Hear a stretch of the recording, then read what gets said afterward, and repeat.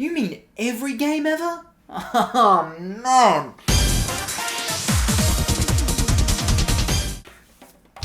So, I'm playing every game ever. You, may have noticed. Essentially, I'm gonna go through and I'm gonna play every single game ever. Now, this isn't an easy task, but I am starting with Sea of Thieves, so I guess it all sort of balances out. Because man, it is insanely easy to rip on Sea of Thieves.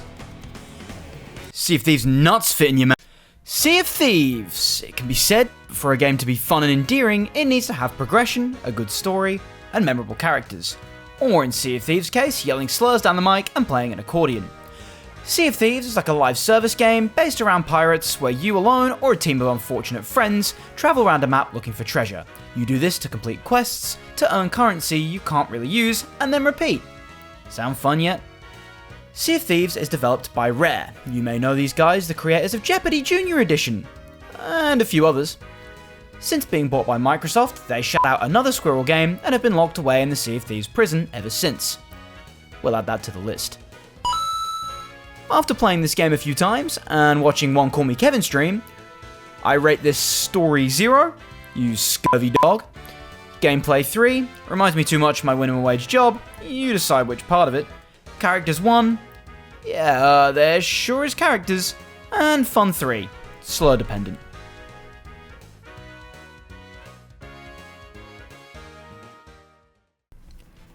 Well, that was whelming. Not over or under, just whelming. To continue to try and play every game ever, I knew that for the next game I'd need a big heavy hitter, AAA title, Ultra 16K graphics, and yeah, nah, I can't do this bit any longer, it's Pokémon Snap. Pokémon perverts. Pokémon Snap, the Pokémon on-rails shooter. Kinda? The gameplay is pretty simple. You move along a set track, taking photos of Pokémon while assaulting them with berries. The bigger James's Quest for Friends fans out there have probably realised by now that I'm just using the same gameplay recordings from my longer form stuff, and well, yeah. The game splits the regions up into different levels so that you can take photos of a diverse lineup of Pokémon from the original 151. You play as the very famous and creatively named protagonist from the billion-dollar company, Todd Snap. Todd Snap! And take photos for the Professor Oak at his lab, which is as good as it gets for story. There is a bit of history in this game, and after watching one Did You Know Gaming episode, I can tell you that it was originally a separate Nintendo project called Jack and the Beanstalk, which was a camera action game for the N64 disk drive. So you can imagine how that went. So from this, I can give Pokémon Snap a... In story, I'll give it a 1, it would have been a 5 as for Professor Sonia. No reason. Gameplay a 3, strangely calming, even more strangely arousing. Characters 4, this game had Todd Snap. Oh yeah, and, you know, the most iconic 151 monsters of all time. And fun 3. I literally do not think I could have given this game any higher, despite whatever it did. Yep, the next game is also a Nintendo game. If I had my way, this would only be Nintendo titles back to back. Just try and stop the glaze. Metroid Prime. The result of taking a beloved game with a tried and tested formula and converting it into 3D. If the GameCube was the Bible, then Metroid Prime is its Christ. Not because it was the console's savior, but because when you get to the end of the game, it tells you to go f*** yourself, and then you say, Christ. Yes, the infamous scanning quest. In the final parts of Metroid Prime, you learn that you have to scan multiple different things around the whole game's map, having to backtrack through every location. I know. Nintendo put backtracking in a Metroidvania. How fucking could they? Notable facts about this one is that it's made by Retro, a studio funded by Nintendo and started by Jeff Spangenberg. For those of you who don't know about the Berg, here's a quick refresher. He made some games, and took a load of Nintendo's money to spend on alcohol and women. I haven't heard much from him since. Figures. Retro were told that if they couldn't get a smooth transition of the first to third person camera from Samus's visor to the morph ball, then the game would be cancelled. For a brief rundown of the story, Samus gets a distress signal from pirates, goes to investigate, gets blown up, loses powers, lands on a planet. You then go around, get your powers back, beat the shit out of Ridley, game done. Oh wait, this is a Metroid game! I know this one! It is worth noting that the game has a ton of lore behind optional scans. After playing and beating the game, I score it in story a 3, completely dependent on the extra lore scans, and I have to make a short every day, so yeah, no thanks. Gameplay a 4, without the lock-on button, this would be a 2. Characters 2, 1 point for each character. Fun 3, if the last quest didn't make me want to sit on a lamppost and pretend I'm a corn dog, this would have done better, yeah. So now you must have a pretty good idea of what a video game is. Now let's dive into the shit show that is Microsoft. I don't mean shit show like a mess, I mean shit show like the live action Miss Marvel. Really just makes you want to turn the TV off.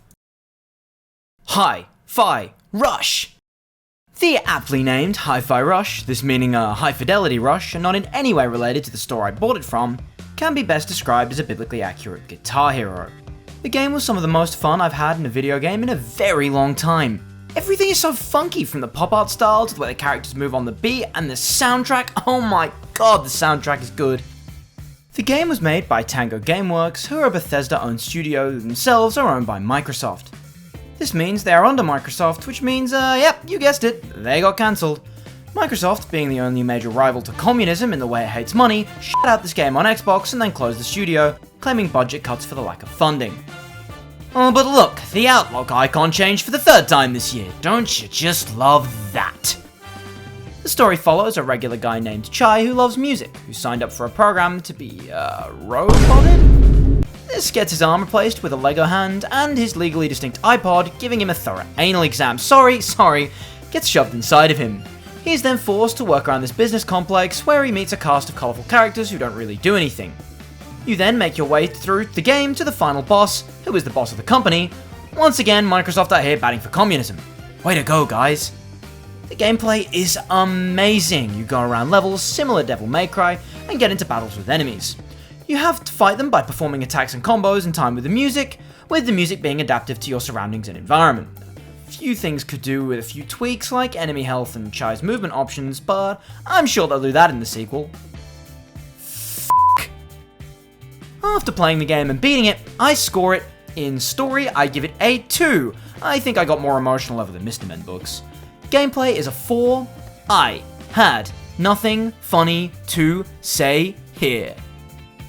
Characters 2, I remember Chai and no one else. Oh, wait a minute, sorry, correction, I remember Chai and Corsica and no one else. Take from that what you will. And in fun, a 5. I would love a sequel to this game, but, yeah. Thanks, Bill. Now, some games are just an absolute staple of video games. Games you couldn't imagine the gaming landscape without. Icons in the industry. Up next is Fortnite. Ah, yeah, you thought. Here we go. Fortnite. Making a video on this game is the only thing I can do in relation to Fortnite without being carried. I genuinely don't even know where to begin here. Fortnite is a global phenomenon, blah blah blah. Brilliant, that's the Nintendo fans appeased. As far as online games go, I dabble occasionally, but Fortnite is the only one that really sunk its teeth into me. It's a lot like Jack and Coke. Tastes great when you're playing it, but I have a headache. Fortnite, when it first came out, was revolutionary for its genre and the gaming space in general. You can't think battle royales without Fortnite, much like you can't think disease without Ebola. The gameplay loop is simple and honestly very satisfying. You don't know, and have either been living under a rock or otherwise preoccupied, you and 99 other people jump from a flying bus onto an island, grab loot, take out opponents and win, then repeat and repeat and repeat and repeat and repeat. In terms of progression, Fortnite has a battle pass where grinding the game gets you rewarded with cosmetic items like skins, pickaxes and sprays. Who the fuck uses sprays? In terms of story, I can solidly say without a shadow of a doubt, yes. This is also called James's Quest for Friends and not James's Quest to kill himself, so I don't know, man. Read the wiki? Oh, but James, you may say. What about rocket racing? You barely mentioned Save the World, and there's Fortnite Festival, and I named my child Fortnite Lego Odyssey. F*** off. Or wait till tomorrow, because I recorded my Fortnite footage in one go. For specifically the Battle Royale portion, I'm giving story a 0, https://fortnite-archive.fandom.com/wiki/the_storyline_open bracket battle royale close bracket. Gameplay a 3, this was a 5 when I could land at Coney Crossroads. Characters a 5, where else can I be Goku shooting at Leon Kennedy with SpongeBob as a pet? This was always going to get a 5. And lastly, fun 4. For the first few games, then it's fun 0. Awesome, glad we got that over and done with. Oh man, you can't even make this stuff up. Okay, this one shouldn't take long. Fortnite essentially has this crazy original idea that has never been done before, where they become a home base of games all in the one engine, where all cosmetics all transfer between game modes. They then tapped into even more creative and original power that is in no way showing of Epic's $31.5 billion net worth, and came up with 3 more very original and creative game modes, this being Rocket Racing, LEGO Fortnite, and Fortnite Festival. For each of these game modes, I'll do quick reviews separately, because seriously, who wants a Fortnite Part 4? Rocket Racing, the result of Epic asking Sega to copy their Sonic Racing homework. In fact, I don't even know if this mode is still available. I only played it for the free skin when it first came out. In story, 0. It's just Mario Kart. In gameplay, 2. It's just Sonic Racing, but slightly worse. Characters, 2. Oh boy, the car from Rocket League, what a cool crossover. Oh wait, Epic owns them both. Fun 1 would have got a 0, but Fun and 1 rhyme, which is about the same level of creativity Epic had when coming up with the idea for this. LEGO Fortnite. Ever played LEGO Worlds? It's like that, but no wait, I have nothing more to add, it's basically just LEGO Worlds. Think Minecraft with a LEGO texture pack, where you have to pay real money for builds and structures. Yep, that $31.5 billion is starting to make sense. In story, I give it a 3. They added Ninjago. I like Ninjago. Gameplay a 3, because it's just Minecraft but worse. Characters 3, because we gotta jump up, kick back, whip around and spin. And fun 2. Ninjago was fun, but this game feels so pointless. Lastly, we have Fortnite Festival. Ever play Guitar Hero? I will say though, despite having to pay for each song, they do cycle them daily. And this game mode has a crazy soundtrack with hits such as Butterbahn Hoedown, Gangnam Style, the Butterbahn Hoedown, and oh wait a minute, they have the Butterbahn Hoedown too? For Fortnite Festival, I give story a 0. It's a sweatfest, and that's the best. In gameplay, I give it a 3. We've got the quickest triggers in the whole Wild West. In characters, I give it a 2. Come on down and rep some money. And in fun, 4. Come on down to the butter barn. Okay, so I wasn't kidding, and I have reached 100 subscribers. It's coming, I swear. Oh man, yeah. Stay tuned, gang. Anyway, this next one is definitely a video game of all time. It got very, very popular very, very recently. I hope you enjoy. Thurb, I know what we're gonna do today. Peak is a game about climbing. Peak. This game is actually really fun. Coming out in the latter half of 2025, this game involves you alone or with friends climbing a mountain to reach the top. And yep, that's pretty much the whole game. I will say that the game is definitely made and designed for multiplayer. Unfortunately, that's a no-fly zone for me. Solo, the game still functions, but I mean, so does a used condom. It doesn't mean I want to touch it. The story? It's Peak. There's a joke in there somewhere. From delving deeply into the designs of the game, it can be deciphered that we board a plane and the plane crashes due to, you just climb a mountain. There's your story. In terms of gameplay, the game is sort of a physics-based climber where performing actions depletes your stamina bar, such as climbing or sprinting. Getting hurt or hungry blocks your stamina bar from full recovery, so manage these things and make it up the hill. I don't care what game theory says, just climb the damn mountain. I will say though, with the right crowd, this game is genuinely such a good time, and it isn't a surprise how well it's done, especially on Twitch and other platforms, as this game is so easy to watch. For Peak, I give story a 1, game theory be damned. Gameplay a 3, it certainly functions, just nothing crazy.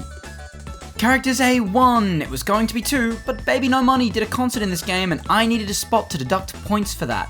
And fun 4, nothing crazy, but it really is a good and solid time nonetheless. Man, I absolutely adore that song. That's the Ape Escape song, the one from Ape Escape 3, I think, when you're, in the shopping district one. Notice how I'm not adding anything more about Peak. Let's look at a sandbox game, something that's first of its kind, something that swept the world, took it by storm.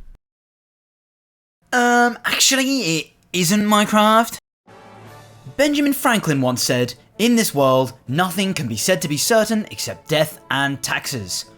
A few years later, Terraria replied with, "Fuck off, Ben Franklin." I'm saying this is going to be my last video, like 1.4 was going to be Terraria's last update. Terraria is a game that many call a 2D Minecraft. Yep, that's all I have to say on that matter. While Terraria does look and play similar to Minecraft, it is different in a lot of ways. I think Hytale is more like a 3D Terraria than Terraria being a 3D Minecraft. Terraria is essentially an action platformer survival game with many sandbox elements. It is similar to Minecraft in that you have to survive, but Terraria has a much bigger focus on combat. In Terraria, you spawn into a 2D world with 3 tools, an NPC that doesn't dress anything like Minecraft Steve, and are told to basically go for it. From here, you fight bosses, mine ores, and loot dungeons and chests to help you beat the main bosses in the game to get to the final boss, the Moon Lord. Terraria has 2 distinct phases, an easy mode and hard mode. A lot of people drop the game in easy mode because the combat is very similar to Minecraft here, and it's basically just find an ore, build a sword, and craft armor. In my opinion, the game really finds its footing in hard mode, where you can find all sorts of items that do cool things, like a sword that shoots cats, or hoverboards and stuff. It's a game you really have to stick with, but it really is definitely worth the payoff in the end. As far as the story goes, and that's as far as the story goes. I think there's one on the wiki, but basically, get sword, kick rocks, kill Moon Lord. The brunt of the characters in the game are through intrinsically designed bosses and the NPCs. They don't get an objective because comparing this to this is like comparing the Mona Lisa to the Yu-Gi-Oh card Roast Beef. Da Vinci could have tried infinite times and never have created such a quizzically named masterpiece. With all this being said, I give story a 2. It's probably there, but why should I have to read the wiki, man? Gameplay a 4. Dig, fight some more, keep fighting, explore? Characters 3. A distinct lack of ghost beef. Fun 4. I promise that this show isn't all just James's quest to moan about games. Well, we all knew it was coming at some point. What the hell am I going to say about this that hasn't already been said, man? Mario 64. If you haven't heard about this cultural phenomenon before, then how the hell did this video get in your algorithm? This game was Nintendo's first proper go at a 3D game, and pretty much revolutionized the way game designers build games and gamers play them. Everything about this game is a magical experience today, let alone how it would have felt after watching Beavis and Butthead on your dial-up internet in the 90s. You fossils. Haha! Exploring every inch of Peach's castle is an experience like no other, and don't even get me started on how fun the levels are. Mario feels amazing to control and surprisingly fluid considering it was one of the first 3D games. He's equipped with what feels like a massive moveset that allows the game to reach levels of fun that only EA higher-ups get after they make another game of Enter Your Card Details Simulator. Jumps are fun to pull off, enemies are satisfying to squash, and the levels are so much fun to explore. Alright, awesome, that's the glaze over and done with. Now for the icky, undercooked donut. This ain't my favourite Mario game. Don't get me wrong, I love this game, but man, it has its issues. Just to name a few. The N64 controller is awesome, but except I forgot to mention the fact that today is opposite day. Rainbow Ride, why? Why is it when you fall from TikTok clock you lose? Sure, I'm not the greatest, but everything fucking moves. Why is trying to throw Bowser at the bomb so damn hard? I try and line it up, but he never seems to hit the damn thing. Jolly Roger Bay? No, it's fucking not. Cool Mountain and Tall Mountain. 2 mountains, call it a fucking hill. Also, the game could use some tweaks. The whole Bowser capturing Peach thing's getting a little stale. Gee, I sure hope they change that next time. For a quick bit of trivia, most people think that Charles Martinet's first voice role as Mario was in this game. It was actually in Mario's Fundamentals for Windows and the MS-DOS, and is essentially just a board game. Look at how far he's come. So, for the grand reveal, I give story a 2. I would genuinely like to hear an argument against this. Gameplay a 5. What the fuck else were you expecting? Characters 3. Crazy the most fleshed out characters in this whole game are the Lakitu brothers. And Fun 5. It's one of the most beloved games of all time. If I didn't give it this, I'd be put on some kind of watch list. Don't you think it's weird I never play games with a story? Do you think it's weird that I'm subtly foreshadowing that I might be playing a game with a story next?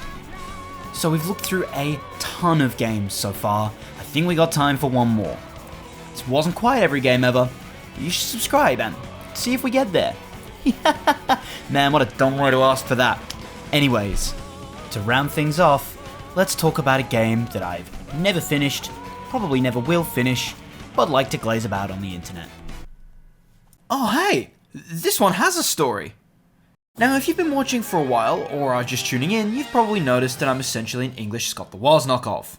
And while, yes, to combat this I'll talk about RPGs. So buckle in because, oh boy do I not have a lot to say about this one. Chrono Trigger! The answer to the question, is it worth taking a second mortgage out of my house to own this physically? No, it is not. I'm too busy doing that for Nintendo bullshit. Chrono Trigger is unsurprisingly yet another RPG brought to you by Square with Akira Toriyama as the artist. Oh, and they let you know Akira Toriyama was the artist. I mean, just look at these characters. Can't believe he spoiled Super Saiyan God 18 years early. Man, his foresight is second to none. Chrono Trigger is an RPG that sees you, Chrono, and a party of all kinds of fucking monsters traveling through time to stop the alien Lavos from destroying the world. The game sees you traveling through all kinds of lands and time periods, such as the cavemen, far future, medieval times, to recruit new friends and help people. The game does have multiple endings, but I'll be fucked if I've seen one of them. I love this game and it's one of my favourite RPGs, but I leave this game for like a week and I genuinely don't know what to do now. It makes me want to pull the Chrono Trigger to the Chrono gun at my head. However, for a game in 1995 that has different endings depending on when and how you beat the final boss, it's actually a really cool idea. But man, I'd just rather be playing Mario. The combat in this game is fun, but only when you're in the mood for it. You select a team of 3 from the party of people that you meet, and in standard RPG formula you attack, defend, run, or use abilities like magic or special attacks. You can use combo attacks between characters that do more damage, and some special skills that have AoE effects. And the music is funky enough to give MJ a run for his money. Man, he's so funky. So to score Chrono Trigger, I give story a 4. It's not perfect, but it's not perfect. Gameplay a 3. Yep, it's an RPG alright. Characters a 3. The art for these guys is stunning, if only they had the personality to match it. And fun 4. I don't usually like RPGs all that much. Damn it, I said every game ever. Proof that this isn't James's quest to lie? Come on down to the butter barn. Come on down, come on down, come on down, come on down, yeah, yeah,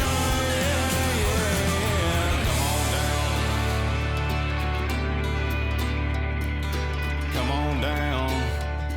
So come on down to the butter barn.